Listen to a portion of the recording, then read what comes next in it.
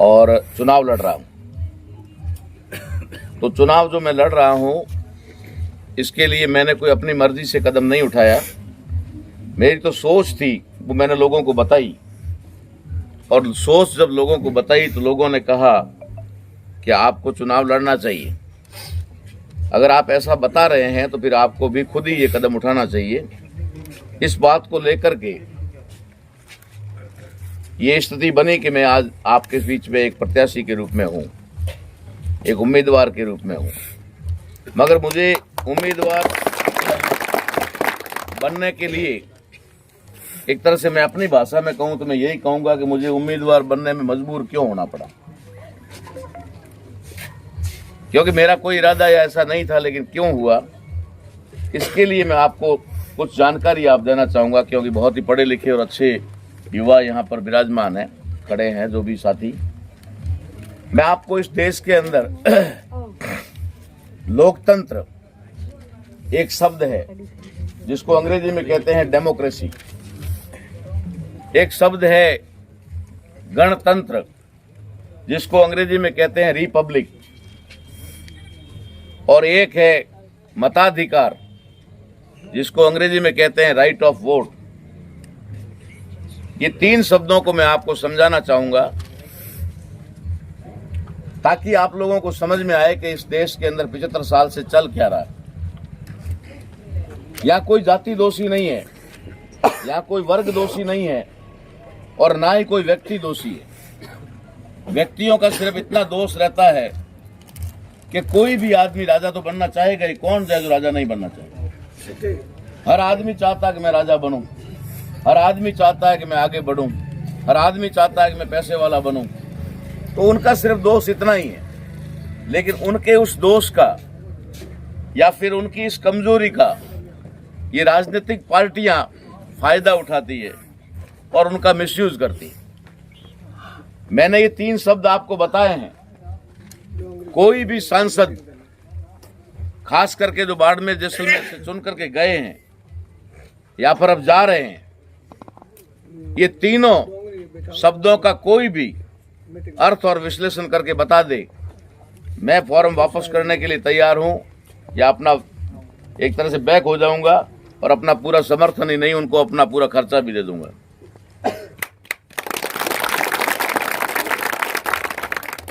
बात डेमोक्रेसी की करते हैं, लोकतंत्र की करते हैं, लेकिन लोकतंत्र की एबीसीडी भी मालूम नहीं है। लोकतंत्र है क्या? बात गणतंत्र की करते हैं, हर साल 26 जनवरी को गणतंत्र दिवस मनाते हैं, झंडा फहराते हैं। बात गणतंत्रता दिवस की करते हैं, गणतंत्र की करते हैं, लेकिन गणतंत्र है क्या ये पता ही नहीं। ठीक उसी तरीके से जो आपका राइट है, वोट का राइट, उसको उन्होंने मतदान कर दिया कि मतदान कर दो, ये दान करने की वस्तु है, तुम दान दे दो। जैसे अन्न दान करते हो, धन दान करते हो, भूमि दान करते हो, कन्या दान करते हो, वैसे दान कर दो। जब तक आप लोग इस शब्दों को नहीं समझोगे या इनके षड्यंत्रों को नहीं समझोगे शब्दों के, तब तक आप और हम लोग शिकार होते रहेंगे और सिर्फ एक दूसरे पर दोष रहते रहेंगे कि ये जाति है, ये फलानी जाति है, ये उसका नेता बनता है, हमारा नहीं बनता है, ये नहीं करता।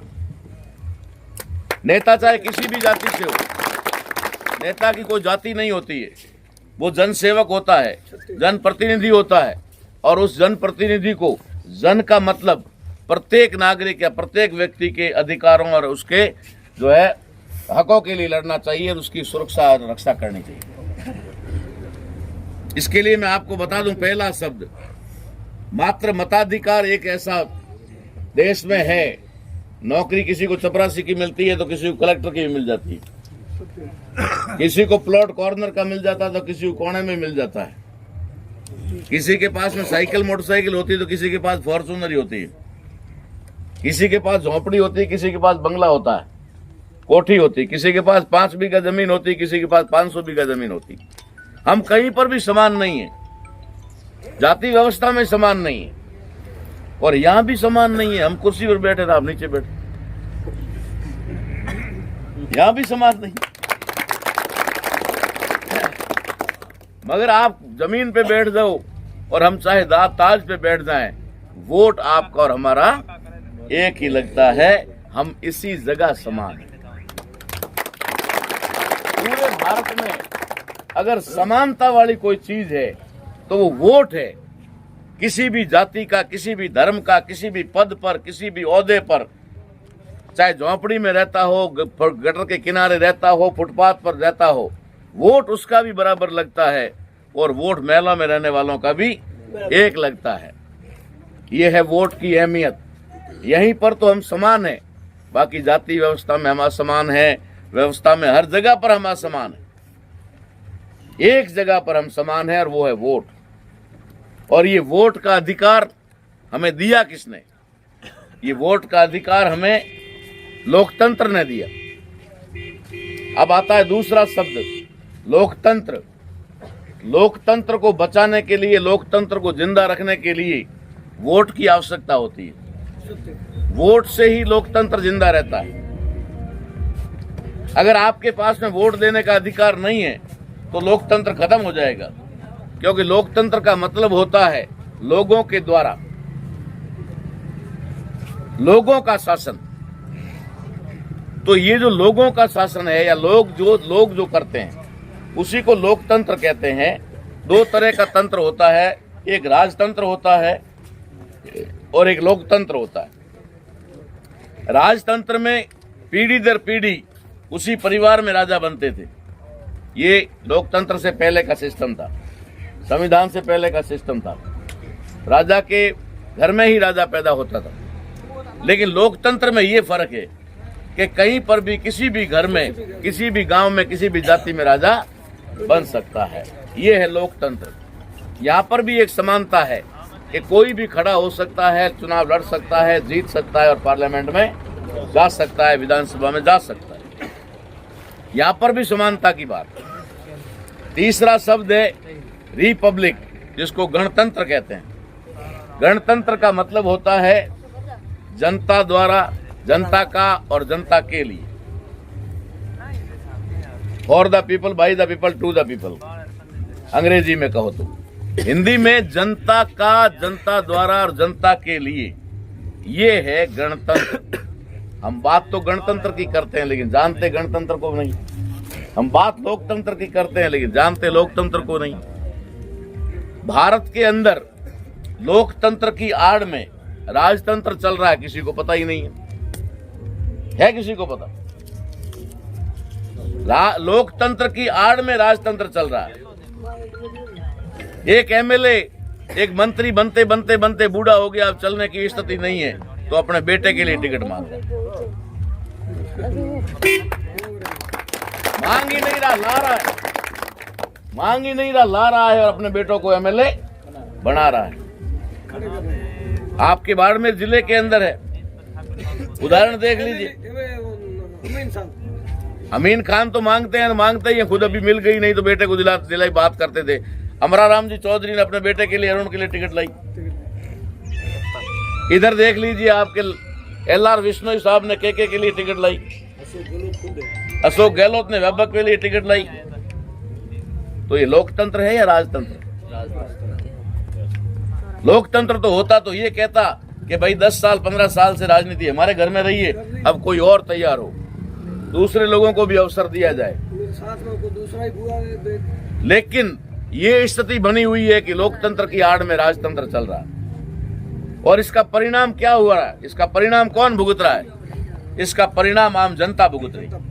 आज का युवा भुगत रहा, आपका स्टूडेंट भुगत रहा। विद्यार्थियों के लिए शिक्षा नहीं है। शिक्षा है तो बहुत महंगी कर दी, वो फीस भर नहीं सकते। एक डॉक्टर बनने के लिए 1.5 करोड़ 2 करोड़ रुपया चाहिए, क्या बेच कर लाएगा वो? एक इंजीनियर, एक प्रोफेसर या फिर एक क्या कहते हैं, इंजीनियर बनने के लिए, वकील बनने के लिए लाखों रुपए की जरूरत होती है, कहां से लाएगा आदमी?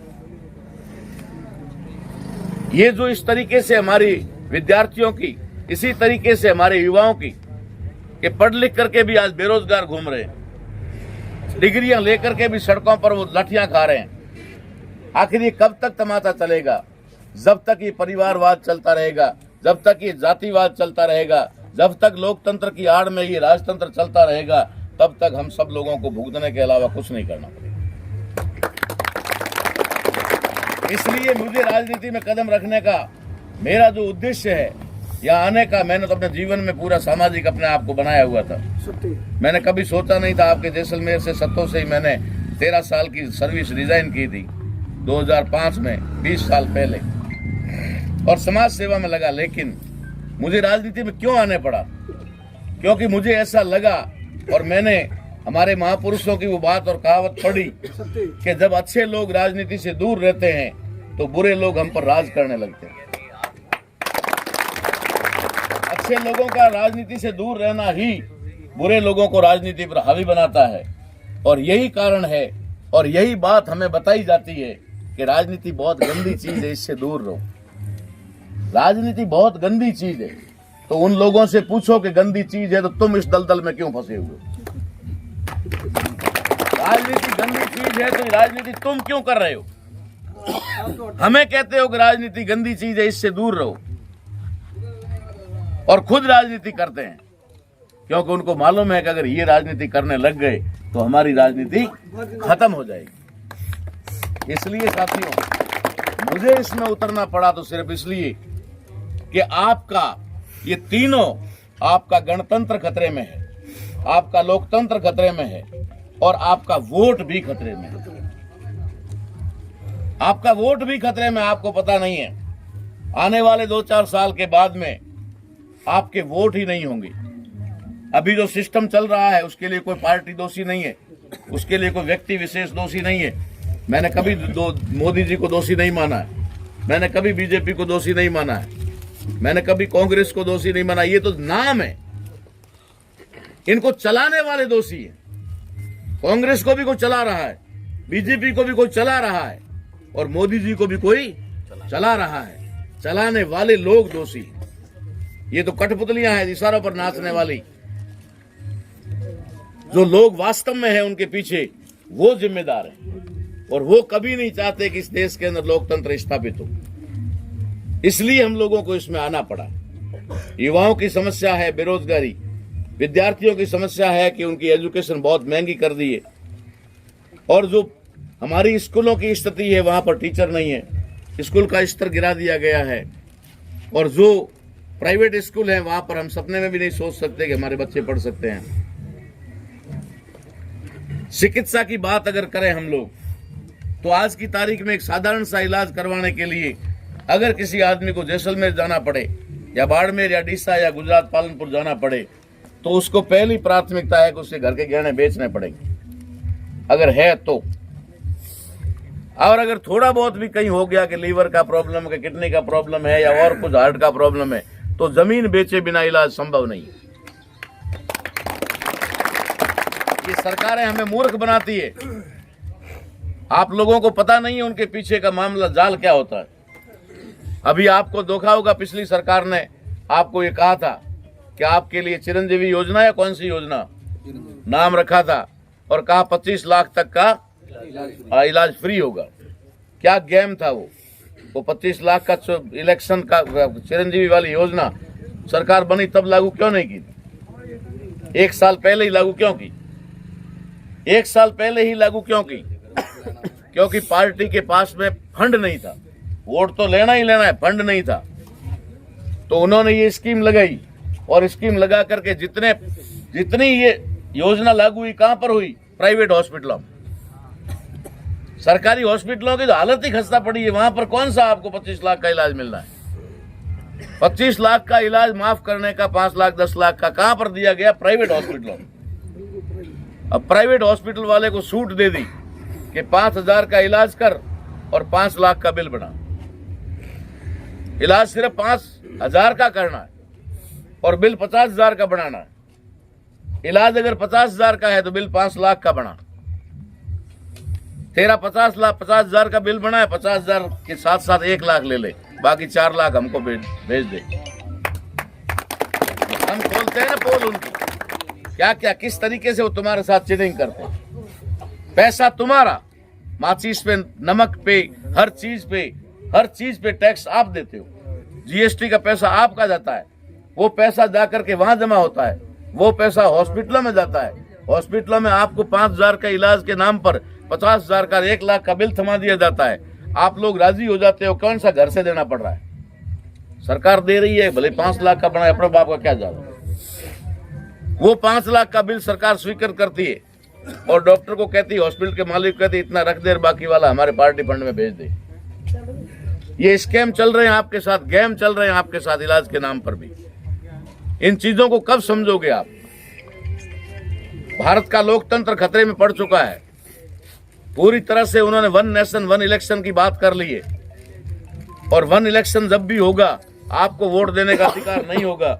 इस देश के अंदर उन लोगों को वोट का अधिकार होगा जो चुनिंदा लोग होंगे, या फिर कह सकते हैं कि जो टैक्स पेयर लोग होंगे या पूंजीपति होंगे। जैसे मार्केट में उनके शेयर बिकते हैं वैसे ही आपके वोट बिकेंगे। वो लोग वोट खरीदेंगे, तुम नहीं खरीद सकते। ये सारा जो गेम चल रहा है, इसको समझने के लिए मुझे ये कदम उठाना पड़ा। मैं हार या जीत के लिए खड़ा नहीं हुआ हूं। जीतूं या हारूं उसकी मुझे कतई परवाह भी नहीं है, लेकिन मैं चाहता हूं कि मेरा समाज जागृत हो, मेरी 56 कौम के लोग, ये 56 कौम के लोग जागृत हो। कहीं पर भी हमें आपस में अपना सौहार्द न बिगाड़ करके, भाईचारा साथ में रख करके, धर्म या जाति के नाम पर अपने आप को न बांट करके, अपने गांव, अपने तहसील, अपने जिले और अपने राष्ट्र के विकास के लिए हम लोगों को जुट जाना चाहिए। इसलिए हम लोगों ने ये कदम उठाया। अगर हमने ये कोई बात यहाँ से हम कर रहे हैं, अगर हम बात ये कर रहे हैं कि हम लोकतंत्र में चुनाव लड़ने की बात है और हम लोकसभा क्षेत्र बाड़मेर जैसलमेर से चुनाव लड़ रहे हैं, तो अगर कई लोग कहते हैं अगर जीत भी गया और अकेला जाकर क्या करेगा, तो आप लोगों की जानकारी के लिए बता दूं कि मैंने पूरे देश के अंदर 250 से ज्यादा ऐसे उम्मीदवार खड़े किए हैं, निर्दलीय। हमने नारा दिया है कि 75 साल से हमारे साथ धोखा हुआ, और गारंटी से कहता हूं आप लोग छानबीन कर लेना, अगर झूठ निकल जाए तो मुझे कभी भी बुला देना, मैं आ जाऊंगा आपके बीच में।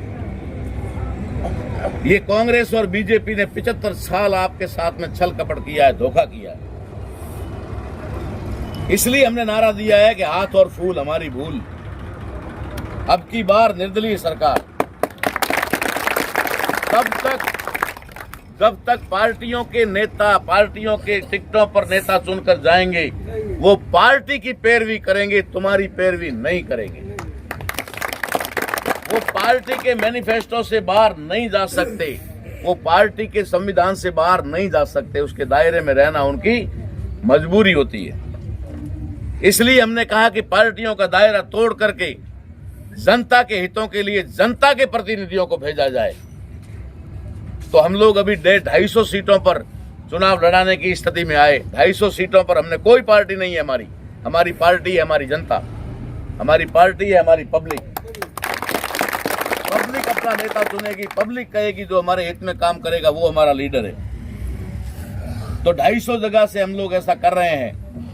अभी और चरण आगे हैं, उसमें और संख्या बढ़ भी सकती है, लेकिन अभी पहले और दूसरे चरण में, तीसरे चरण तक हम लोगों का जो है ये 250 लोग सीटों पर उम्मीदवारी का दावा किया निर्दलीय तौर पे।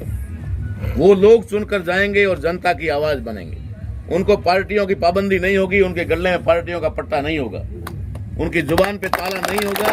वो लोग बेधड़क बोलेंगे और युवाओं के लिए, बेरोजगारों के लिए और स्टूडेंट्स के लिए, शिक्षा और चिकित्सा रोजगार के लिए बोलेंगे। इसलिए हम आपसे अनुरोध और विनती करते हैं कि एक अवसर, एक मौका अगर आप देंगे तो शायद इस देश के अंदर बहुत बड़ा परिवर्तन हम करने में सफल हो जाएंगे।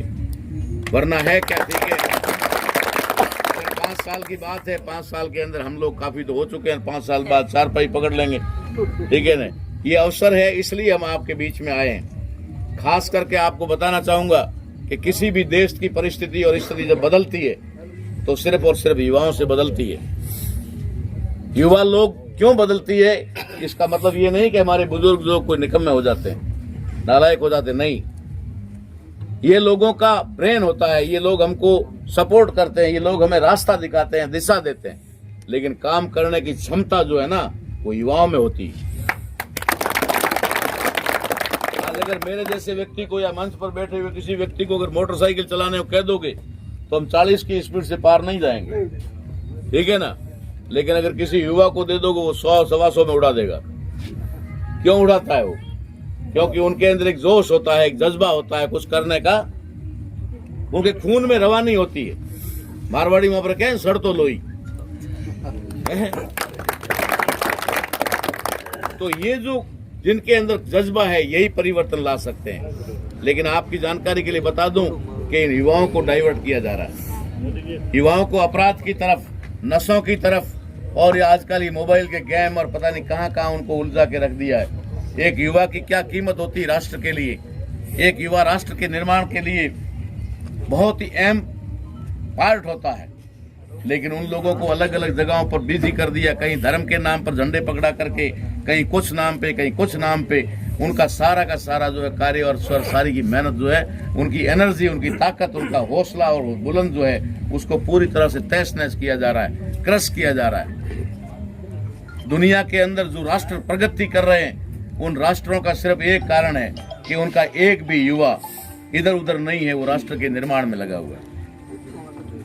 इस देश के अंदर बेरोजगारी का आलम है। बेरोजगारी की वजह से अपराध बढ़ रहे हैं, चोरियां बढ़ रही, डकैतियां बढ़ रही, तस्करी बढ़ रही, पता नहीं क्या क्या हो रहा है, और उसके शिकार हमारे युवा हो रहे हैं।